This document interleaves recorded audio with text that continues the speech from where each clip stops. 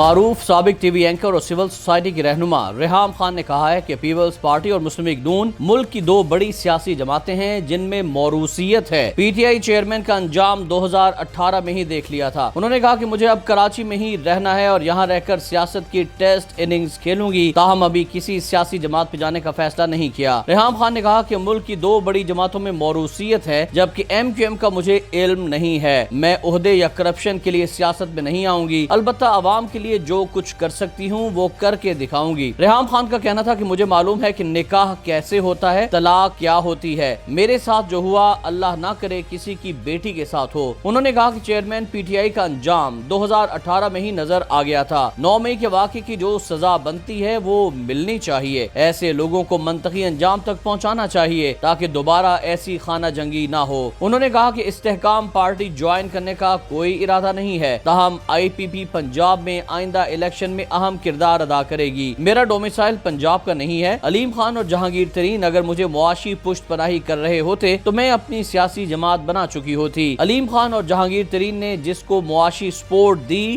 آج پچھتا رہے ہوں گے۔